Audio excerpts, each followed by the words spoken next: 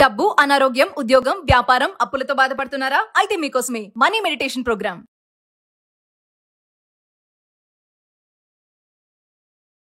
Hello hello Navya గారండి? అవునండి, ఎవరు? నేను జయానండి, అందమైన జీవితం ప్రోగ్రామ్ నుంచి కాల్ చేస్తున్నాను, సుమన్ టీవీ నుండి. నాతో పాటు సీనియర్ డాక్టర్ కళ్యాణ్ చక్రవర్తి గారు ఉన్నారు. మేడం నమస్తే. మేడం నమస్తే. నమస్తే సార్. నమస్తే అమ్మా నవ్య. నమస్తే నవ్య, ఇప్పుడే ఆనంద్ తో మాట్లాడామమ్మా. ఆనంద్ తెలుసు కదా మీకు? తెలుసు మేడం, ఆనంద్ నా boy friend madam. Okay, right. Anand తో మాట్లాడాము. ఒక్కసారి నీతో మాట్లాడాలి, కొన్ని విషయాలు తెలుసుకోవాలి అని చెప్పి డాక్టర్ గారు నేను కలిసి నీకు కాల్ చేశాము. అవునా మేడం? నువ్వు ఫ్రీగా ఉన్నావా? సర్ప్రైజింగ్ గా ఉంది మీరు నాకు కాల్ చేయడం ఏంటి ఎస్ అని. ఎస్ ఎస్ నువ్వు ఫ్రీగా ఉన్నావా? ఒకసారి మాట్లాడొచ్చా మీతో? తప్పకుండా మేడం. రైట్. చెప్పండి మేడం. ఓకే, కళ్యాణ్ గారు. అమ్మా నవ్య. సార్ నమస్తే. చెప్పండి సార్. నమస్తే అమ్మా. నమస్తే సార్. నమస్తే. ఇప్పుడు అంటే లైన్ లో ఆనంద్ కూడా ఉన్నాడు, కలపమంటావా ఒక్కసారి? ఏమ్మా? దేని గురించి సార్? అమ్మా, దేని ఇప్పుడు గురించి? నీకు తెలియనటువంటి కొత్త విషయం ఏమీ కాదు. నా బాయ్ ఫ్రెండ్ అని నువ్వే అన్నావు. అప్పుడు మీరిద్దరు ప్రేమించుకున్నారు, 2 years పాటు చాలా హ్యాపీగా ఉన్నారు, ఒకరినొకరు అర్థం చేసుకున్నారు, ఇద్దరు చక్కటి జంట. ముందు ముందుకెళ్ళి పెళ్లి కూడా చేసుకోవాలనుకున్నారు సెటిల్ అయిన తర్వాత. ఈ మధ్యలోనే ఒక 6 నెలలు బట్టి ఒక తెలియనటువంటి ఒక గ్యాప్, 2 నెలలు బొటాబొటిని మాట్లాడి మళ్ళీ 3 నెలల పాటు అసలు కమ్యూనికేషనే లేదు. ఆ అబ్బాయి ఏంటంటే మేము అతనికి ఈమెయిల్ చూసి సరైనటువంటి టైంలో ఫోన్ చేయకుండా ఉండుంటే కనుక ఒక 2 days తర్వాత అతను ఆత్మహత్య చేసుకుని అనేటటువంటి ఆలోచనలో కూడా వెళ్ళిపోయాడు ఆ అబ్బాయి. సో నేను అనేది ఏంటంటే, ఈ విధంగా ప్రేమించుకునేటటువంటి వాళ్ళు ఏదో ఒక కారణం వల్ల, చిన్నదవనియండి పెద్దదవనియండి, కలిసి ఉండాలంటే కలిసి ఉండండి, విడిపోవాలనుకుంటే ఒక కారణాన్ని చూపెట్టి విడిపోండి. ఇలాగ గోప్యంగా ఉంచడం వల్ల ఏంటి? ఇలాగే కదా కొన్ని ప్రాణాలు పోయేది. అసలు అంత సైలెన్స్ ఉండిపోవడానికి కారణం ఏంటి? నేనేం చెప్పుకోవాలి మేడం? ఒక్క నిమిషం లైన్ లో ఆనంద్ కూడా ఉన్నాడు. ఆనంద్, చూడు మరి నవ్య వచ్చింది లైన్ లోకి. నీ ఫోన్ ఎత్తను నవ్య, మా ఫోన్ ఆన్సర్ చేసింది. తన బాధ ఏదో తను చెప్పుకుంటుంది. మాట్లాడు. ఆనంద్ ఎట్లున్నావు?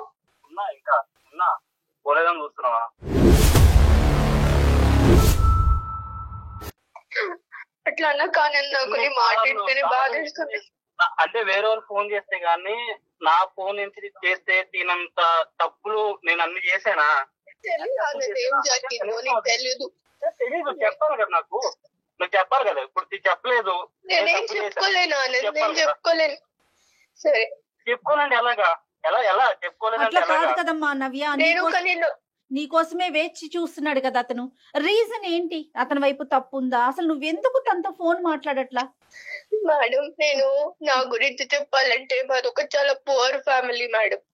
నాకు చాలా బాధగా ఉంది మేడం, నేను మాట్లాడలేకపోతున్నా. బాధపడకమ్మా. మా అమ్మాయి కూడా ఎంత సఫర్ అవుతుందో అంటే. కాదు నాన్న, ఇప్పుడు నవ్య ప్రతి సమస్యకి సొల్యూషన్ ఉంటదమ్మా. ప్రతి సమస్యకి సొల్యూషన్ ఉంటది. అరే అమ్మ, నీ ఒక 2 రోజులు ఆగుంటే కనుక నువ్వు ఇంతగా ప్రేమించేటటువంటి ఒక అబ్బాయి చనిపోయి ఉండేవాడు. అప్పుడు నాకు ఎన్నో సమస్యలు ఉన్నాయి, ఎన్నో బాధలు ఉన్నాయి అనేటటువంటి నువ్వు ఎప్పటికీ నిన్ను క్షమించుకునేటటువంటి దాని కాదు. ఈ రోజు ఒక బంగారు అవకాశం. ఏదైనా కూడా, ఎలాంటి నిజమైనా కూడా ఈ ప్లాట్ఫామ్ మీద మాట్లాడొచ్చును. కాబట్టి నన్ను ఒక్కసారి నువ్వు ఓదార్చుకుని జరిగినటువంటి సంగతులు ఏంటి, ఏ కారణం చేత ఈ అబ్బాయిని చెప్పకుండా ఇలా దూరం వెళ్ళావు చెప్పు. నేను చెప్పుకోగలుగుతాను సార్. మళ్ళీ ఇప్పుడు అందరూ చూసి మళ్ళీ నన్ను హేళన చేయడం నాకు ఇష్టం లేదు నవ్య, అసలు అది ఎప్పటికీ జరగదమ్మా. మన అందమైన జీవితం అనే ఈ ప్రోగ్రాం ద్వారా ఎప్పటికీ మీరు ఎవరు ఏంటి అనే వివరాలు పూర్తి గోప్యంగా ఉంచుతాం. కేవలం నీ గొంతు మాత్రమే వినిపిస్తోంది, దానికి పూర్తి హామీ నాది. సరే మేడం. నేను ఆనంద్ మీరు అన్నట్టు సార్ 2 years లవ్ చేసుకున్నాము, పెళ్లి చేసుకుందాం అని కూడా అనుకున్నాము. కానీ నా గురించి ఆనంద్కి ఎందుకు మాట్లాడలేరని తెలియదు సార్. ఎందుకంటే నేను ఒక మిడిల్ క్లాస్ కంటే చాలా పువర్ ఫ్యామిలీ సార్ మాది. మా నాన్న క్యాబ్ డ్రైవర్, మేము 3 అక్క చెల్లెలం సార్. నేనే పెద్దదాన్ని. నా ఏజ్ 20 years సార్. ఓకే అమ్మా. నా చెల్లెళ్ళు, నా తల్లిదండ్రులకి అంత పువర్ ఫ్యామిలీ సార్. ఊరికే పూటకి గడిచిన అన్నంతోనే మేము బతుకుతున్నాం సార్, రోజువారీ డబ్బులతోని. ఒక రోజు ఏమైందంటే మా నాన్న ఇంకా మా మమ్మీ వాళ్ళు ఫంక్షన్ కి వెళ్ళి రిటర్న్ అవుతుంటే ఒక యాక్సిడెంట్ లో చనిపోయాడు సార్ మా నాన్న. నేను చాలా ఎమోషనల్ అవుతాను సార్ ఈ విషయంలో. ఆయన చనిపోయిండు. మా అమ్మకి కూడా మేజర్ యాక్సిడెంట్ అయింది సార్. తన హెల్త్ కండిషన్ అస్సలు బాగాలేదు ఇప్పుడు. తను మొత్తం తన హెల్త్ కండిషన్ ఏం బాగాలేదు, మొత్తం మేమే చూసుకుంటున్నాం సార్. మా నాన్నకు ఒక బెస్ట్ ఫ్రెండ్ ఉన్నాడు సార్ చిన్నప్పటి నుంచి. నవ్య ప్లీజ్ ఏడవకుండా చెప్పు ప్లీజ్, నాకు వల్ల అవట్లేదు నువ్వు ఏడుస్తుంటే ఇక్కడ. బాధపడకమ్మా నవ్య. ఏడు పాగట్లేదా? ఏడు పాగట్లేదురా. నేను నీకు తెలుసు కదా నేను ఎంత ఎమోషనల్ లో. నా బాధని ఇప్పుడన్నా చెప్పుకునే అవకాశం వచ్చింది కాబట్టి నేను చెప్పుకుంటున్నాను. నీకు తెలియాలి నేను ఏదో మోసం చేసి వెళ్ళిపోతున్నాను అన్నట్టుంది. ఎగ్జాక్ట్లీ అదే తెలియాలి. మోసం నువ్వు చేసావని లేదు, నేనేం ఏదో మోసం చేసినట్టు అయింది నాకు. తన మాటకి తను చెప్పనియండి, తన బాధ తను చెప్పుకోనియండి. మా నాన్నకి చిన్నప్పటి నుంచి ఒక బెస్ట్ ఫ్రెండ్ ఉన్నాడు సార్. ఆయన పేరు శ్రీనివాస్ అన్నమాట. అదే ఆనంద్ వాళ్ళ ఫాదర్ ఇప్పుడు. సో ఆయన మా చాలా చిన్నప్పటి నుంచి మమ్మల్ని చూసుకుంటూ మొదటి నుంచి ఆయనకి బాగా తెలుసు సార్ మేము. సో మా పరిస్థితి చూసి ఎలానో మా నాన్న ఎప్పుడు చెప్తుండే, అరే నువ్వే చూసుకోవాలిరా నా ఫ్యామిలీని, నా కుటుంబాన్ని, నా పిల్లల్ని నీ చేతుల్లోనే పెడుతున్నాను అని ముందు నుంచే వాళ్ళు బాగా నాకేమన్నా అవుతే నువ్వే దిక్కు, నువ్వే పెద్ద దిక్కు అని కూడా ఎప్పుడు వాళ్ళ మధ్యన సంభాషణ ఉండేది. సో ఈ విధంగా మా నాన్న చనిపోయినప్పుడు ఆయన మమ్మల్ని దగ్గరికి తీశారు సార్, ఆనంద్ వాళ్ళ ఫ్యామిలీని. ఆనంద్ కి మదర్ లేరు, తండ్రి ఒక్కడే. నన్ను బాగా చూసుకున్నాడు సార్. నన్ను నేను పెద్ద చెల్లిని కాబట్టి నాకు మంచి చదివించి ఉద్యోగం తెప్పిస్తే తర్వాత మా చెల్లెలకి నేను ఉపయోగపడతాను కదా సార్, మా ఫ్యామిలీకి సపోర్ట్ గా ఉంటాను కదా. సో వాళ్ళ ఇంటికి తీసుకెళ్లి మంచిగా చదువు. నవ్య, ఇప్పుడు నువ్వు ఒక్కదానివి వీళ్ళ ఇంట్లో ఉన్నావు, చెల్లెళ్ళిద్దరు అమ్మని చూసుకుంటూ మీ ఇంట్లోనే ఉండిపోయారు అంతేనా? అవును మేడం. అమ్మకు ఆరోగ్యం బాగుంటుంది కదా. నేను వాళ్ళ ఇంట్లోకి వెళ్ళి చదువుకొని వాళ్ళ ఇంట్లో మంచి ఉద్యోగం కూడా తెచ్చుకున్నాను సార్. అయితే ఆ పరిచయమే నాకు ఆనంద్ పరిచయం అయ్యాడు. ఆనంద్ చాలా మంచోడు సార్. నన్ను ఒక తండ్రి లేని కూతురు కంటే తండ్రిలాగే బాగా చూసుకుంటాడు. ఒక తల్లి తండ్రి లాగే అట్టి A to Z అతనే చూసుకుంటాడు మేడం. సో ఒకసారి ఏమైందంటే అనుకోకుండా నాకు ఒక్కొక్కసారి హెడేక్, స్టమక్ పెయిన్ వస్తున్నప్పుడు వీక్నెస్ అనిపించేది మేడం. బాడీ అంతా వీక్ గా ఉన్నప్పుడు పడుకునేదాన్ని, కాలేజ్ కూడా వెళ్ళకుండా. సో అలాంటి టైంలో వీక్ ఉన్నప్పుడు నాకు మెడిసిన్స్ అవన్నీ తెచ్చి అంకుల్ బాగా చూసుకున్నారు. అలా 2-3 సార్లు జరిగినాయి అలాగా. సో టైం అయిపోయింది. ఒకసారి ఏమైందంటే మేడం నాకు బాగా సివియర్ గా హెడేక్ ఇంకా స్టమక్ పెయిన్ ఉన్నప్పుడు ఒక మెడిసిన్ ఇచ్చారు మేడం. నాకు తెలియలేదు ఏమైందో. నాకు తెలియకుండానే నాకు నీరసం అయిపోయి నేను అలానే పడుకుంటున్నాను మేడం. అప్పుడు ఆనంద్ కూడా లేడు మేడం నాకు తోడుగా. అలాంటి టైంలో నాకు తెలియకుండానే ఆ శ్రీనివాస్ అంకుల్, ఆ అంకుల్ అని కూడా పిలవాలనిపించట్లేదు. నాకు ఒక రాక్షసుడు అని చెప్పాలి నేను.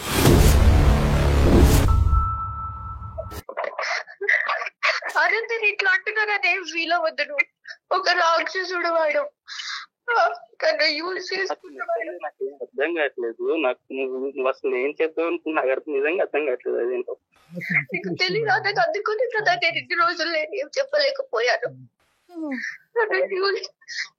అలాంటి టైంలో నాకు తెలియకుండా టాబ్లెట్ ఇచ్చేసి నన్ను వేరే విధంగా యూజ్ చేసేసుకున్నాడు మేడం. తర్వాత ఆ వీడియోలు, ఆ ఫోటోలు అవి యూజ్ చేసుకున్నవన్నీ తన దగ్గర పెట్టుకొని బ్లాక్ మెయిల్ చేస్తున్నాడు మేడం. బ్లాక్ మెయిల్ ఏం మాట్లాడుతున్నావు నవ్య? నాకేం అర్థం కావట్లేదు నవ్య. నీకు తెలియదు నీకు జరిగింది ఇది. అందుకోసమే నేను ఏ విధంగా నీకు నా ముఖం చూపించాను మీ ఫాదర్ చేసిన పనికి. నాకు అవ్వట్లేదు, నా వల్ల అవుతుంది కదమ్మా. అమ్మ ఇప్పుడు నీది ఎంత డిఫికల్ట్ సిచ్యువేషన్, నీకంటే ఆనంద్ ఇప్పుడు ఇంకా పెద్ద డిఫికల్ట్ సిచ్యువేషన్. నువ్వు తెలిసినటువంటి నిజాన్ని కడుపులో పెట్టుకుని ప్రేమికుడిని దూరం చేసుకుని ఇప్పుడు వరకు ఉన్నావు. ఒక కన్న తండ్రి ఈ విధంగా తను ప్రేమించినటువంటి అమ్మాయిని ఈ విధంగా, అంటే ఆఫ్ కోర్స్ మీ ఇద్దరి మధ్య ప్రేమ మీ నాన్నగారికి తెలియదని కూడా అన్నాడు అబ్బాయి. తెలిసినా తెలియకపోయినా కూడా కన్న తండ్రి గురించి, తల్లి చనిపోయిన తర్వాత అతని తల్లి కూడా చనిపోయి 6 సంవత్సరాలు అయింది. ఏ కొడుకు మాత్రం ఇలాంటి వినాలనుకుంటాడు? ఆ అబ్బాయి పరిస్థితి ఇంకా ఘోరంగా. నీదేం తక్కువ చేయట్లే కానీ ఆ అబ్బాయిది కూడా ఇది. అంటే ఈ ఫోటోలు వీడియోలు ఎందుకమ్మా తీసుకున్నాడు? అంటే దాని ద్వారా ఏమన్నా నన్ను బెదిరిస్తున్నాడు సార్. నన్ను బెదిరించి మీకు ఇప్పటి వరకు నీకు సహాయం చేశాను కదా ఫైనాన్షియల్ గా, నన్ను బెదిరించాడు సార్. బెదిరిస్తూనే ఉన్నాడు సార్. నేను ఏం చేయాలో తెలియదు వచ్చేసాను సార్. ఇక నిజమా మీ నాన్న ప్రూఫ్, మీ నాన్న దగ్గర కూడా మీ వీడియోస్ అవన్నీ ఉండి ఎప్పుడు తీసుకున్నాడో తెలియదు అన్నది నాకు. ఆ ఫొటోస్ అవన్నీ బ్లాక్ మెయిల్, నేను పడుకున్నప్పుడు అవన్నీ పిచ్చి పిచ్చిగా తీసేసి అవన్నీ బ్లాక్ మెయిల్ చేస్తున్నాడు అన్నది. ఒక ఇంట్లో ఉన్నారు కదా అన్నది, నేను మా ఇల్లు అనుకొని వచ్చాను, అనవసరంగా వచ్చాను నాకు ఇప్పుడు అనిపిస్తుంది అన్నది. ఒక ఫాదర్ లాగా నన్ను కేర్ చేసుకుంటే ఈ విధంగా అతను ఇట్లా చేస్తాడని అసలు ఊహించలేదు ఆనంద్. మీ నాన్నగారు మీ అమ్మగారు చనిపోయిన తర్వాత లేదంటే చనిపోయే ముందు ఎటువంటి కార్యక్రమాలు ఎన్ని నడిపించారో మనకు తెలియదు. ఎందుకంటే ఇది కుర్రకారు కూడా చేయనటువంటి ఇవన్నీ ఇది ఇంత భయంకరంగా అతను ఈ విధంగా మత్తు పదార్థాలు ఇచ్చి ఒక ఆడపిల్లని, ఆ కూతురు వయసు ఉన్న ఆడపిల్లల్ని ఈ విధంగా శారీరకంగా వాడుకోవటమే కాకుండా ముందస్తు చర్యగా వీడియోల కింద మార్చుకుని, ఫోటోల కింద మార్చుకుని ఆ అమ్మాయిని బ్లాక్ మెయిల్ చేసుకుని ఎవరికి చెప్పకుండా చూసుకుంటూ ఆ కార్యక్రమాన్ని ఇలా జీవితాంతం నడిపిద్దాం అనుకుంటున్నాడంటే కనుక అతనిలో చాలా క్రిమినల్ మెంటాలిటీ ఉంది. అన్ఫార్చునేట్లీ మీ నాన్నగారి గురించి ఇలా మాట్లాడవలసి వస్తుంది. నీకు ఎంత బాధ ఉందో నాకు అర్థం అవుతుంది, కానీ నిజాలు నిజాలే కాబట్టి. సార్ నేను చిన్నప్పటి నుంచి చూస్తున్నాను సార్ ఆయన్ని. నాకు ఏ రోజు ఆయన మెంటాలిటీ ఎలా ఉంటుందా నేను ఎప్పుడు అనుకోలేదు, అంటే థింక్ చేయలేదు. ఆ విషయం రాదు, ఎందుకంటే ఆ పర్సనల్ గా చూసుకుంటారు. బయటికి వెళ్ళిన ఆయన పేరు గాని లేదా ఇంట్లో ఉన్న మమ్మల్ని చూసుకుంటాం గాని బాగానే చూసుకున్నారు సార్. అసలు అంటే నిజంగా నాకు ఈ మాటలు ఏంటంటే నిజంగా నాకు ఎలా అనిపిస్తుంది అంటే నిజంగా తీసుకోలేకపోతున్నా, ఎటు తీసుకోవాలో కూడా నాకు అర్థం కావట్లేదు. అదే మాకు మాకు మాకు కూడా నమ్మకం కానటువంటి అంశాలు ఆనంద్. కానీ ఈ రోజు ఆ అమ్మాయి నీ దగ్గర నుంచి దూరం అవడానికి ఏ కారణమైనా చెప్పి దూరం అవ్వచ్చు. మీ నాన్నని చెడ్డ చేసి ఇంత భయంకరమైనటువంటి అంశం చెప్పి ఆ అమ్మాయి బయటపడవలసినటువంటి అవసరం లేదు. సో అది ఒకటి. రెండోది ఏంటంటే కనుక ప్రత్యక్షంగా ఆ అమ్మాయి సాక్ష్యాలు ఉన్నాయి అని అంటుంది. ఫోటోలు వీడియోలు తీసి షేర్ చేసి ఇది ఈ విధంగా చేస్తానని బ్లాక్ మెయిల్ కూడా చేస్తున్నాండి. సో ఇక్కడ ఎలా చూసినా కూడా మాకు తెలియనటువంటి నవ్య నిజమే చెప్తున్నట్టు అనిపిస్తుంది. మాకు నవ్య గురించి తెలీదు, కానీ ఈ విధంగా తను చెప్పనా సార్.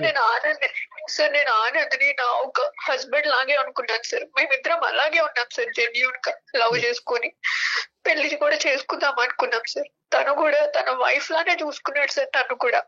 నేను ఈ విధంగా నేను ఇప్పుడు అబద్ధం చెప్పాల్సిన అవసరం ఏంటి ఆనంద్? అమ్మ ఇప్పుడు వీళ్ళ నాన్న నీతో ఇంకా టచ్ లో ఉన్నాడమ్మా శ్రీనివాస్ గారు. ఇంకా వాళ్ళ నాన్న అంటే ఈ అబ్బాయి కోపం వస్తుందేమో, ఇప్పుడు ఆనంద్ కోపం వస్తుంది నేను వాళ్ళ తండ్రి అని అంటే కనుక. ఇప్పుడు అతను ఇప్పటికీ నీతో కాంటాక్ట్ లో ఉన్నాడమ్మా? లేడు సార్. అప్పుడప్పుడు తన ఒక టైంలో తనకి ఏమవుతుందో ఏమో తెలియదు సార్. అప్పుడప్పుడు వాట్సాప్ లో ఇంకో ఫొటోస్ ఇవన్నీ నేను బ్లాక్ మెయిల్ చేస్తాను, మిమ్మల్ని ఇంకా అనాథల్ని చేస్తాను, ఇప్పటి వరకు మిమ్మల్ని చూసాను పోషించాను కదా అని ఇంకా బ్లాక్ మెయిల్ చేస్తాడు. నా వల్ల అవ్వట్లేదు సార్, ఇవన్నీ వింటూ నాకు అవ్వట్లేదు సార్ నిజంగా.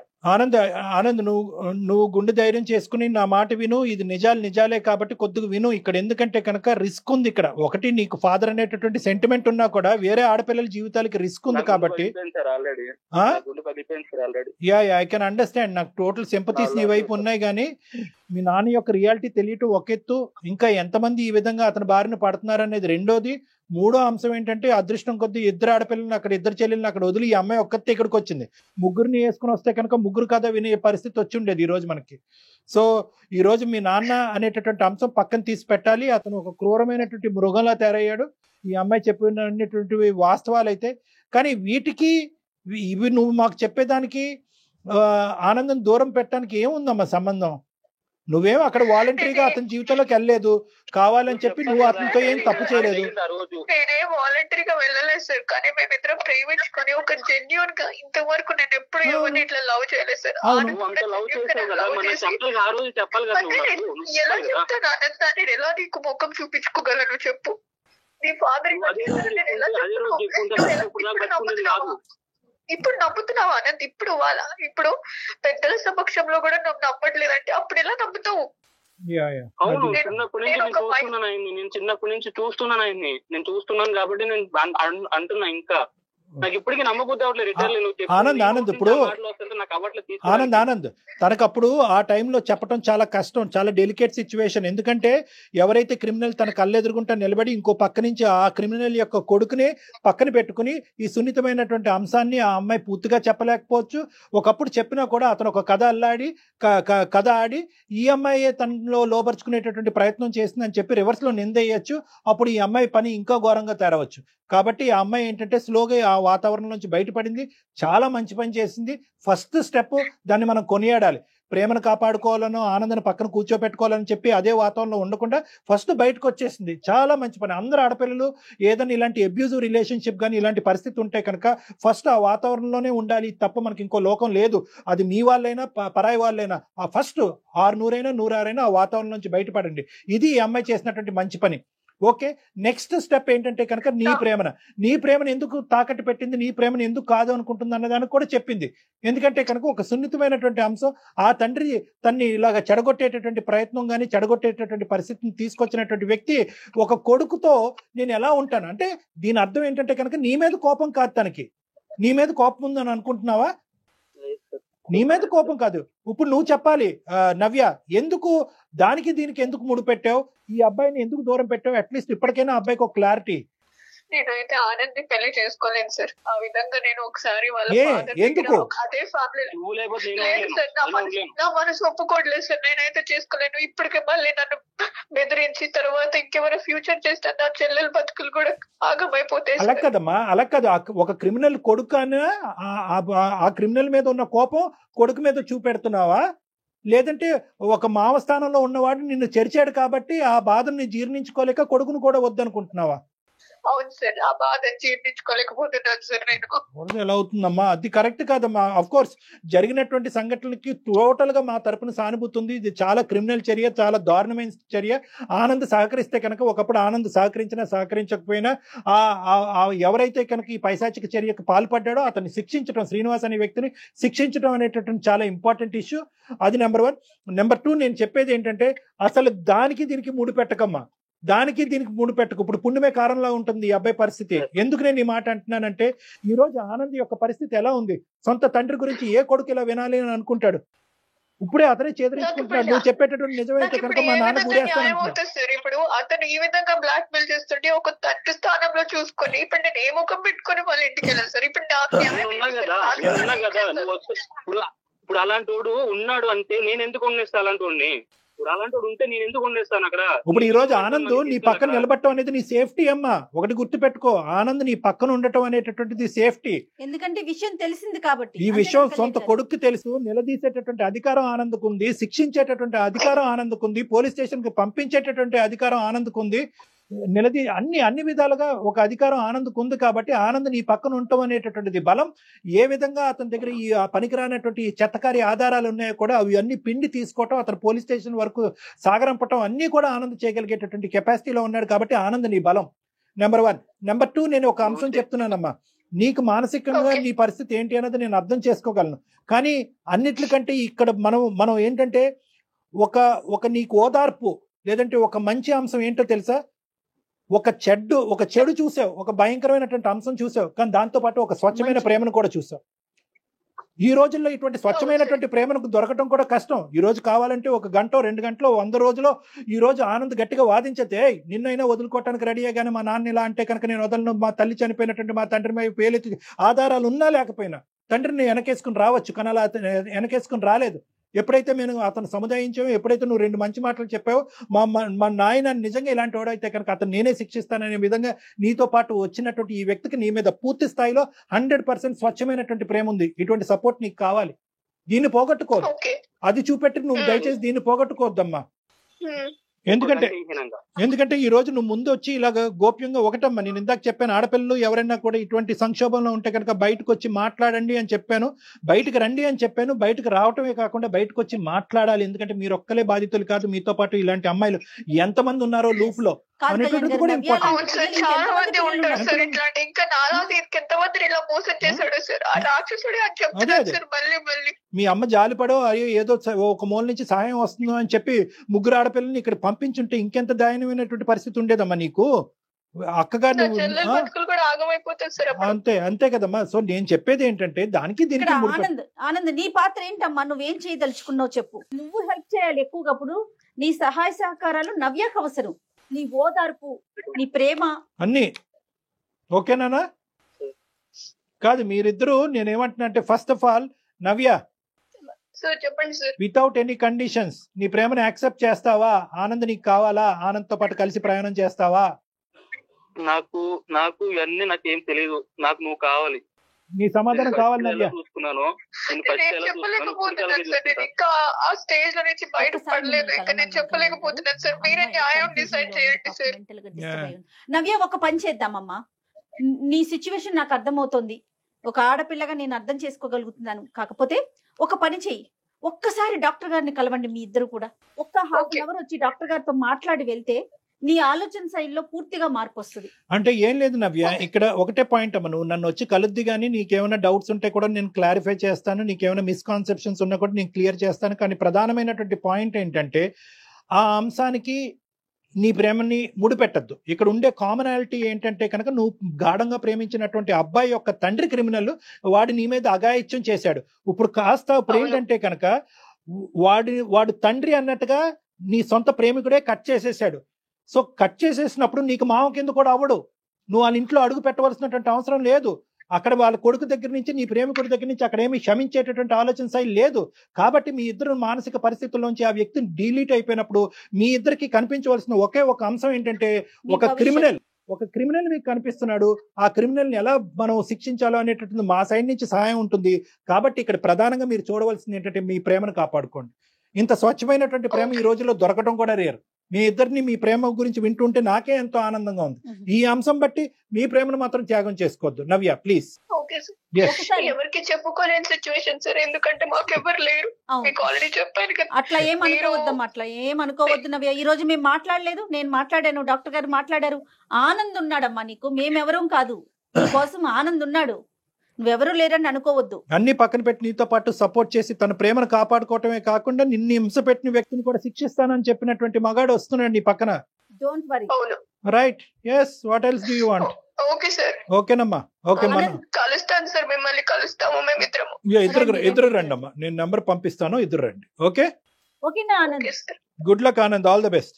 ఆనంద్ తను కూడా కన్ఫ్యూజన్ లో ఉన్నట్లున్నాడు. అంటే ఎక్స్పెక్ట్ చేయని విషయం కదండి. తను ఏదో మిస్టేక్ జరిగింది, నా వైపు ఏదన్నా జరిగిందా, అమ్మాయి వైపు, తన ఆలోచనలో ఒకేసారి కన్న తండ్రి అనేసరికి ఈ అమ్మాయి కౌన్సిలింగ్ ఎంత అవసరమో. ఎందుకంటే ఆ అబ్బాయికి కూడా ఇది అంత సులభమైనటువంటి అంశం కాదు. ఈ రోజు అంటున్నాడు కానీ ఇప్పుడు తల్లి లేనటువంటి లోటు తండ్రి తీరుస్తున్నాడు. తండ్రి తన లోటే తీర్చకుండా వేరే కుటుంబానికి కూడా సహాయపడుతున్నాడు అనేటటువంటి దేవుడు కింద ఊహించుకునేటటువంటి ఒక వ్యక్తి ఈ రోజు రాక్షసుడు అయిపోయాడు, దెయ్యం అయిపోయాడు. సో ఆ అబ్బాయికి కూడా ఈ అంశం జీర్ణించుకోవడానికి టైం పడుతుంది. కాబట్టి ఎంత వీళ్ళిద్దరు కలిసినా ఏ విధంగా ఉన్న ఫ్యూచర్ ముందు వీళ్ళిద్దరికి అయితే కనుక విడివిడిగా కలిపి కూడా కౌన్సిలింగ్ అనేది చాలా ఇంపార్టెంట్. దానికి నేను రెడీగానే ఉన్నాను. రైట్. అయితే శ్రీనివాస్ లాంటి వాళ్ళు, ఈ నవ్య లాంటి పిల్లల్ని ఇంకా ఎంత మంది పిల్లలతో ఎలాంటి గేమ్స్ ఆడారో ఏమో, కానీ ఆడపిల్లలు బయటకు రావాలి కళ్యాణి, కొంచెం అన్న ధైర్యం చేసి. అంటే ఇక్కడ ఏంటంటే మేడం, మనం చాలా ఈజీగా చెప్తా ఉంటాము. ఆఫ్ కోర్స్ మన ఆడపిల్లలందరికీ కూడా మనకు ఒక స్థైర్యాన్ని నింపుతాం. ఇప్పుడు ఏంటంటే అతను తండ్రి పాత్రలో వచ్చేసాడు ఎంట్రీ. మీ కుటుంబానికి సహాయపడతాను, మీ చెల్లెలకి సహాయపడతాను, నీ బాగోగులు చూసుకుంటాను, నువ్వు నా ఇంటికి రా అనేటటువంటి విధంగా ఇంటికి తీసుకొచ్చి తలనొప్పుకో కాలు నొప్పుకో ఒక టాబ్లెట్ ఇస్తే మింగకుండా ఏ ఆడపిల్ల ఉంటదండి?